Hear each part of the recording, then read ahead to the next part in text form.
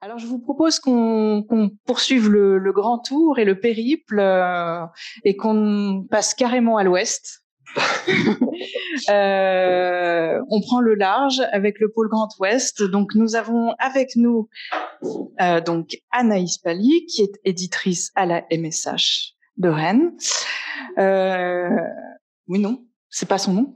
Bretagne. Bretagne, pardon, excusez-moi. Voilà, ça c'est fait.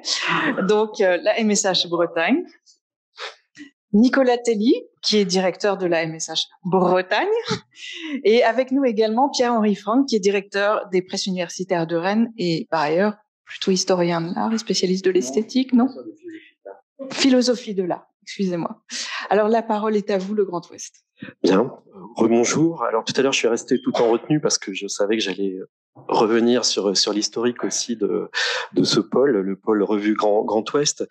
Alors Astrid, tu as dit que j'étais un peu pascalien, que j'avais utilisé un vocabulaire pascalien, mais là j'ai envie de continuer. C'est un peu entre le miracle et l'illumination, cette carte qui est là, parce que quand je suis arrivé en 2015 à la MSH, en 2016 pardon, la MSH était dans un préfabriqué, 5 personnes. Voilà, on était dans cette situation-là, et l'arrivée d'un agent en humanité numérique allait changer un peu la donne et nous a permis de construire des collaborations avec l'Urfist et le SCD. Et je reviendrai toujours là-dessus parce que c'est la brique essentielle, c'est ce qui a lancé la dynamique du site, la dynamique du territoire breton, et qui va aller jusqu'au pays ligérien, pays de la Loire. Donc ça, c'est le premier point. Le second point, c'est que en bon directeur de MSH, effectivement, je parle des infrastructures de recherche, Humanum, Projet d'eau et Métop. Métop, très important. Voilà, même si on n'a pas de service édition, etc., il faut faire son travail, parler de Métop. Et effectivement, l'interlocuteur, j'allais dire, premier dans ces conditions-là, ce sont bien entendu les presses universitaires de Rennes. Mais la situation est un peu posée, étrange à ce moment-là, on va dire les choses comme ça. Et on va atterrir dans ce bâtiment en 2017. Et il y a un choix qui a été fait et que j'ai fait en arrivant ici, c'est de ne pas accueillir l'INA dans les murs de la MSH, mais d'accueillir les presses universitaires de Rennes, puisque c'était au départ un choix aussi des créateurs, des fondateurs de la MSH. Donc ce sont des petits choix, des petites décisions qui vont avoir aussi une grande incidence d'une certaine manière sur ce qui va se passer très rapidement sur le site et sur le territoire. Alors, donc cette dynamique avec le SCD, l'Urfist, et puis des choses à construire avec les presses universitaires de Rennes, sans éditeurs à la MSH. Voilà. Donc il y a eu comme ça des petites interactions, et notamment avec Yves Picard, hein, qui pouvait d'une certaine manière commencer à dialoguer avec nous, et on a commencé à travailler, à penser à des choses, et là arrive aussi une chance, moi je vais continuer, c'est l'arrivée de Florence Daniel, une éditrice CNRS à la MSH, qui va nous permettre de nous positionner clairement et d'être de véritables interlocuteurs dans le domaine de l'édition scientifique, et de pouvoir échanger correctement avec les presses universitaires de Rennes. Donc à partir de là, tout va s'accélérer d'une certaine manière. On n'a pas de service édition encore, une personne, on n'a pas de pépinière, on n'a pas de pôle Revue Grand Ouest, mais la dynamique qui était déjà lancée avec l'Urfist, avec les SCD, et puis avec le CRBC, et puis la MSH Ange-Guépin, va s'accélérer d'une certaine manière, va se traduire dans des projets très structurants dans les deux régions. Ce sont les contrats plan État-région, les CPER. Pour nous, c'est le CPER Sciences ouvertes, hein, et l'édition est un des volets de ce CPER. Et puis le FNSO aussi, voilà, qui est l'occasion, qui va être le déclencheur des structurations. Voilà, donc Anaïs va vous parler de concrètement tout ce qui va se mettre en place, mais il y a aussi une autre arrivée extrêmement importante et qui va changer la donne, c'est l'arrivée de Pierre-Henri à la direction des Purs. Je vais lui passer la parole. Voilà, je pense qu'on est dans cette dynamique, et les choses, tu veux nous dire ce qui se passe aussi. Merci, c'est bien, c'est me faire bien de l'honneur, parce que je ne suis directeur des Purs que depuis 3 ans. Je suis le 3e dans la liste. Alors, j'ai pas de slide qui présente les Purs en général, mais je vais quand même peut-être essayer de dresser comme il a été fait pour les autres presses universitaires. Essayer de dessiner le portrait rapidement. En nombre d'ouvrages, les Purs sont le premier éditeur universitaire en France. Je le dis vis-à-vis de mes collègues, vis-à-vis de tout le monde, avec modestie, avec humilité. Et je le dis parce que c'est la lourdeur de la tâche et c'est aussi l'importance de la responsabilité dans le paysage éditorial des livres et des revues en France et même dans l'espace francophone. Donc ça, si vous voulez, cette position oblige et nous oblige. C'est une équipe d'une bonne vingtaine de personnes extrêmement engagées, extrêmement professionnelles. Cette équipe, elle a cru à partir d'un acte de naissance des Purs qui a eu lieu en 1984. 2024, donc sera l'occasion de fêter dignement, je l'espère, les 40 années des presses universitaires de Rennes. Les presses universitaires de Rennes sont un SAIC édition, je crois que c'est le seul SAIC édition qui existe en France, un service d'activité industrielle et commerciale qui permet dans une institution publique une activité commerciale, industrielle, privée. On va dire ça comme ça. Et ce SAIC édition, il rassemble 11 universités, bientôt 12, qui se répartissent sur 5 régions de la France, puisque les 11 universités actuellement, c'est toutes les universités bretonnes, toutes les universités du Pays de la Loire, et vous rajoutez La Rochelle qui est en Aquitaine, si je ne me trompe pas, vous rajoutez Poitiers qui est région centre, et vous rajoutez Orléans, région centre aussi, et puis Val-de-Loire, et puis Paris 13, qui est une université de région parisienne. Donc on est aussi en Île-de-France. Donc c'est ce qui fait, si vous voulez, à la fois la grosseur, la puissance éditoriale des presses universitaires de Rennes. C'est ce qui fait aussi sa solidité, évidemment, puisque on est adossé à 11 universités solidaires pour le travail que nous effectuons. Les Purs, c'est un fonds de 6000 ouvrages depuis 40 ans, évidemment.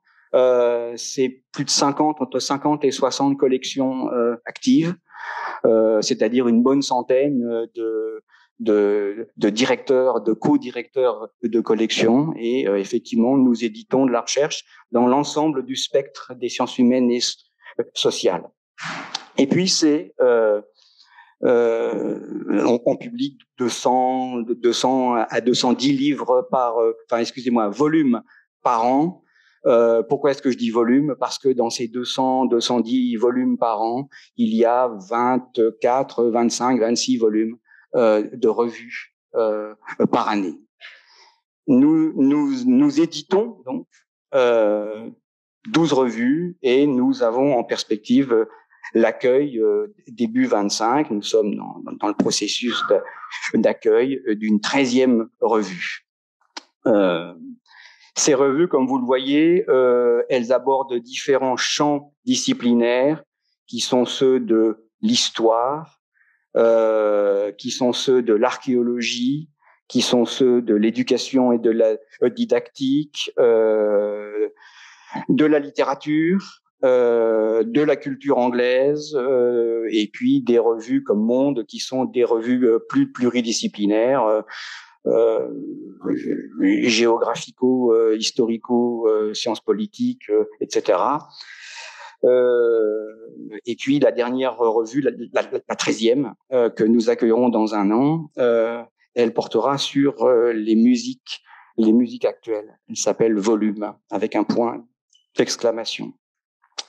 Cette complémentarité entre le pôle revue et le pôle livre est une complémentarité qui est vraiment essentielle.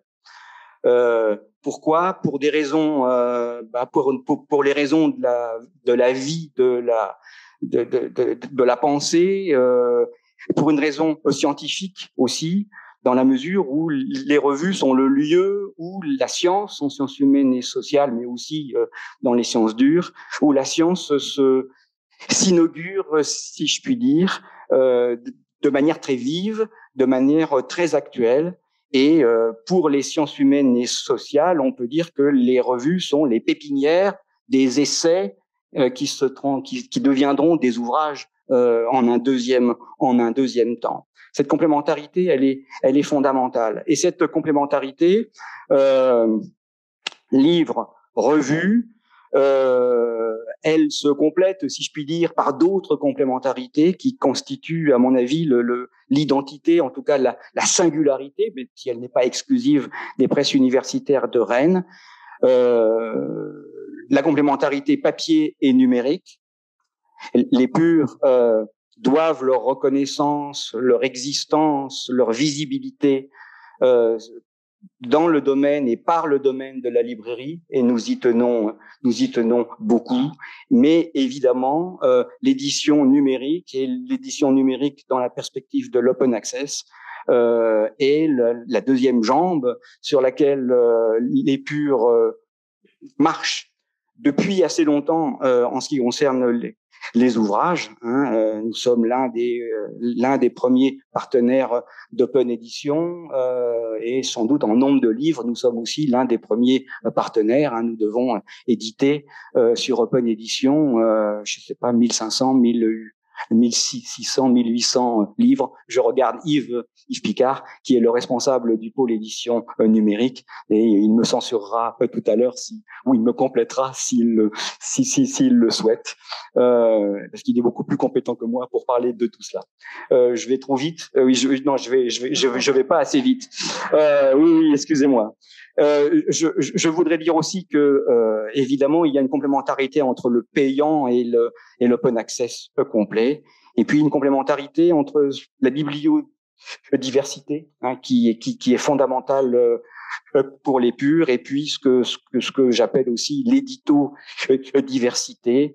Nous essayons d'avoir une souplesse la plus grande. Alors j'en viens, mais je vais laisser la parole à Anaïs parce que je parle trop longtemps, excusez-moi.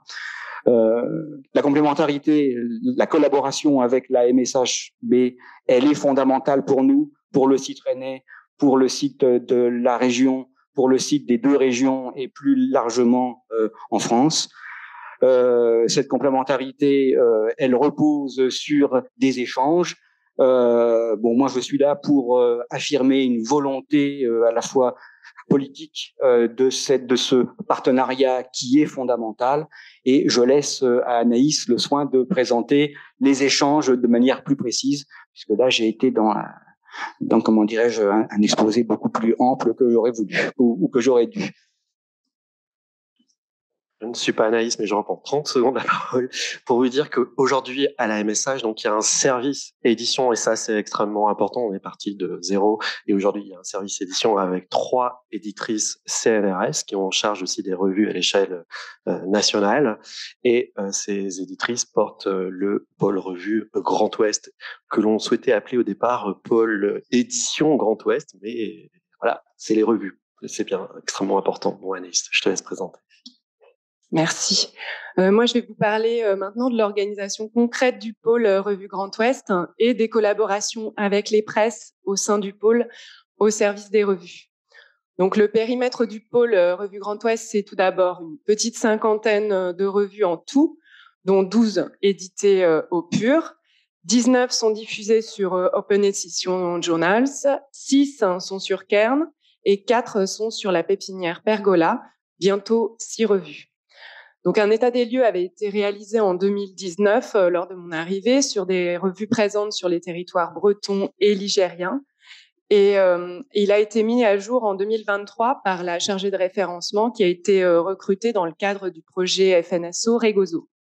Donc, pour le moment, 21 revues ont bénéficié d'un soutien du pôle depuis 2020. Donc, le pôle, c'est aujourd'hui 18 ingénieurs qui sont issus des différentes institutions partenaires des deux régions et qui, sur une partie de leur temps, travaillent ensemble et mutualisent leurs compétences au service d'un intérêt commun, donc les revues et leur qualité éditoriale. de l'informatique à la documentation, en passant bien sûr par l'édition et la formation. Donc, ces personnels d'appui sont amenés à collaborer au sein de 4 cellules, qui sont en fait des groupes de travail, qui sont les suivantes. Donc, les cellules édition, expérimentation, formation et référencement. Donc, ces cellules œuvrent pour et avec les revues et elles se réunissent plusieurs fois par an avec ensuite une répartition du travail entre les membres. Donc, c'est une organisation du travail qui a été expérimentée lors du projet FNSO Regozo et qui a vocation à perdurer dans le cadre du pôle et à se développer. Donc, je vais m'attarder un peu plus sur les activités de la cellule édition parce qu'elle compte parmi ses membres les personnels de la cellule d'édition numérique des PUR, donc Yves Picard qui est son responsable et Eva Huet et Agathe Piotrowski qui était avant elle chargée d'édition des revues. Donc, les espaces d'échange offerts par cette cellule en particulier, permettent d'aborder des problématiques que nous partageons tous pour des revues, qu'elles soient en open access ou pas, sur des plateformes nationales ou locales, éditées par les PUR ou pas. Il s'agit de viser une professionnalisation des revues et une plus grande autonomie des équipes, parce que malheureusement, on ne peut pas prendre en charge le secrétariat d'édition de toutes ces revues. Donc, dans cette cellule, on a notamment travaillé sur des modèles de documents à partager, modèles de charte éthique, modèles de contrat, ou encore des consignes aux auteurs et autrices, ou consignes aux directeurs et directrices de numéros. Mais cette cellule, c'est aussi un lieu où on réfléchit ensemble à l'objet pépinière qui nous est commun et qui est l'un des services du pôle. Donc, je rappelle, Pergola a été lancé il y a un peu moins d'1 an. Donc, on s'interroge sur comment accueillir les revues, sur quels critères, quels services on propose. C'est au sein de cette cellule que l'on évalue et qu'on discute des candidatures des revues à héberger, évidemment d'un point de vue éditorial, sachant que des expertises sont demandées par ailleurs à des scientifiques. Donc, les réunions de la cellule sont enfin des moments de partage d'expériences et d'informations, par exemple sur les expérimentations que l'on peut mener dans nos projets FNSO respectifs, que ce soit FNSO Regozo ou Zopur, donc sur Stylo, sur Méthode, sur les logiciels de la Fondation Coco, sur OJS, etc. Donc, le but de ces collaborations, c'est d'être à même de répondre aux questions des comités de rédaction, leur proposer des solutions techniques, des formations adaptées, les sensibiliser à la science ouverte et à tout ce qui peut améliorer la qualité éditoriale et la visibilité des revues. On peut aussi évoquer le travail qui a été mené au sein de la cellule référencement, notamment par Amandine Cléry, qui pendant 6 mois a travaillé au référencement des revues du pôle et qui a rédigé un guide à ce sujet. Donc, c'est une méthodologie qu'on va appliquer et qui pourra aussi profiter à toutes les revues du pôle et dont les revues des PUR. Donc, localement, nous faisons l'écho des réflexions et des actions menées dans le cadre des réseaux professionnels nationaux, donc les réseaux Médicis, Mirabel et évidemment Repère.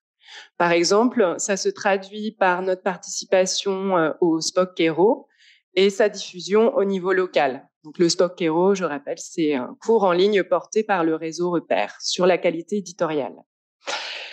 Mais ce qui se passe à travers ces collaborations au sein du pôle vient aussi nourrir les réseaux professionnels en retour.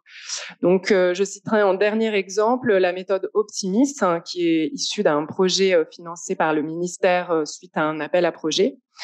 4 revues éditées par les PUR se sont prêtées à une expérimentation dont étaient partenaires l'AMSHB, le laboratoire Lidil, qui est rattaché à l'université Rennes 2, et les PUR.